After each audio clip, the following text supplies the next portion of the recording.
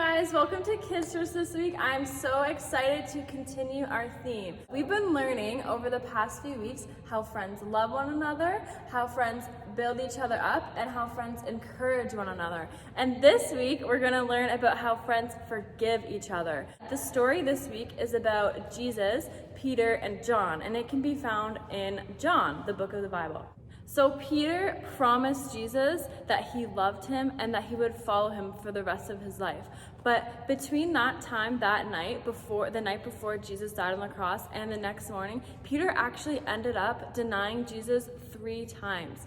And it made Jesus super sad, and as well as Peter, since that was his best friend. After Jesus had died on the cross and rose again, Peter and some of his friends, and John as well, went out to the Sea of Galilee where they were fishing. Have you guys ever been fishing before? I've been maybe once or twice in my life, and I remember it being so fun because when you actually catch the fish, it's like the most exciting thing ever because you get to touch it. It's all slimy. It's kind of gross, but I personally really like it. So the whole night that they were there, they didn't catch one fish, and they had one of those really, really huge nets because they're intending to catch a whole bunch of fish. So the next morning, they were super discouraged because they hadn't catched any fish the whole night. But then they saw a man on the shore, and they were wondering, who is this? Who is this guy on the shore? And the man starts talking to them, saying, "Put your net on the other side of the boat." And so they did. And then once they did that, John realized, hey, that man on the shore, that's Jesus. And then Peter, he was so excited, he actually dipped, he jumped out of the boat, and he swam to Jesus because he was so excited to see him. And then guess what? Guess what they found in their net? They caught a whole bunch of fish, which is pretty insane to me because that would be really exciting if I caught all these fish. So then they all went off the boat with each other with all this fish, and Jesus decided to make them a meal. Now let's pause for a minute. Just put yourself in Peter's position because the last time he saw Jesus, he actually denied him 3 times.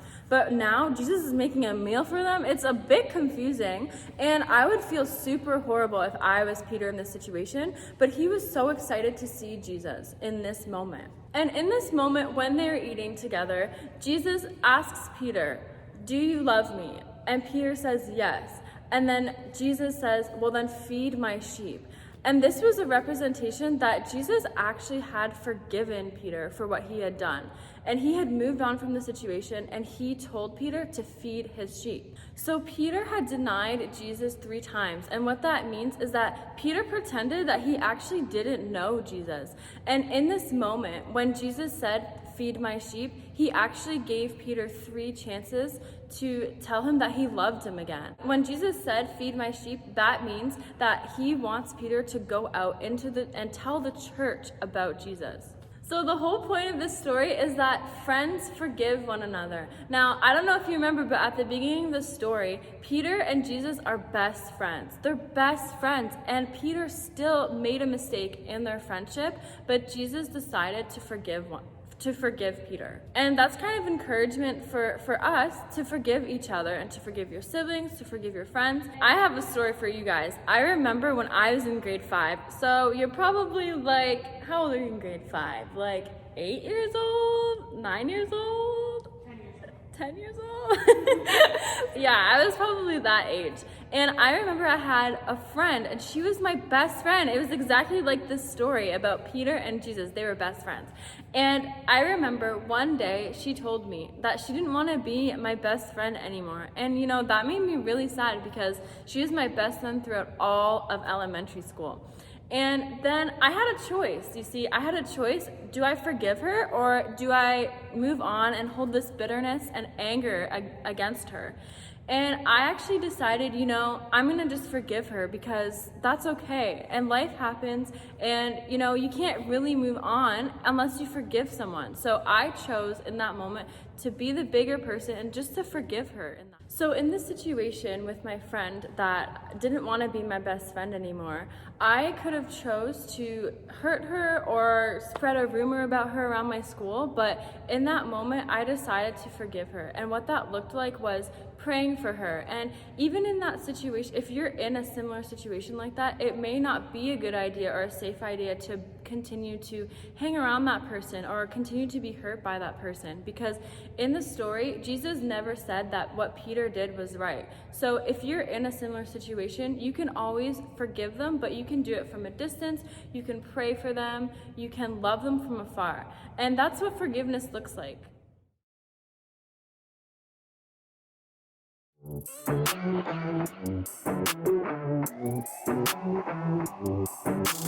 Jesus, you have been so faithful.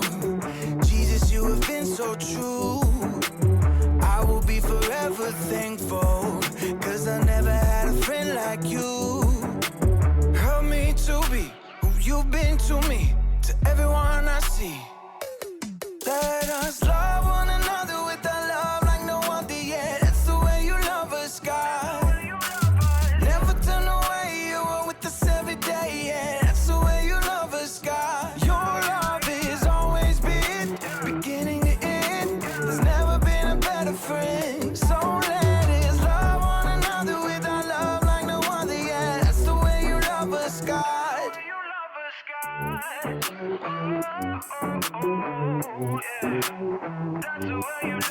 You with me in the darkest valley.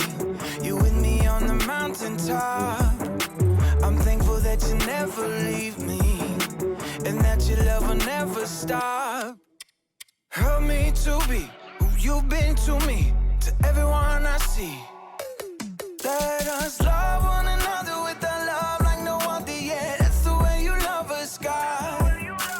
Never turn away, you are with us every day, yeah. That's the way you love us, God. Your love has always been beginning to end. There's never been a better friend. So let us love one another with our love like no other, yeah. That's the way you love us, God. I wanna thank you for being a friend who's always by my side. I wanna thank you for the way you love me all my life. I wanna thank you for being a friend who's always by my side. I wanna thank you for the way you love me all my life. Love one another with a love like no other, yeah. That's the way you love us, God.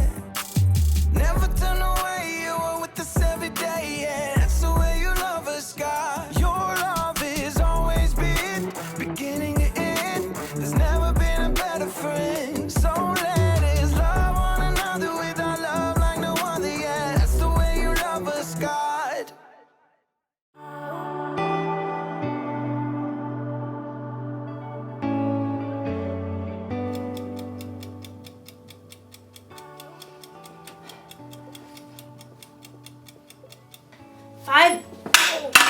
Five minutes on the other side, and I will have the perfect imaginary burger. Hey there, Haley here. I am practicing for a cookout I'm having next week, and I'm not actually cooking anything right now.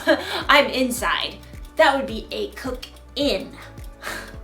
So I've never really cooked for any of my friends before, so I just wanted to be prepared, because I want them to still be my friends after the cookout's over. Just kidding, that's not how friendship works. Friendship is using your words and actions to show others you care. I don't think friends should stop being friends for little things like food tasting bad. It's delicious. And I think you can even stay friends with someone if they, say, accidentally burn you with a hot potato. Hot potato, hot potato, hot potato, ha, ha, ha, ha.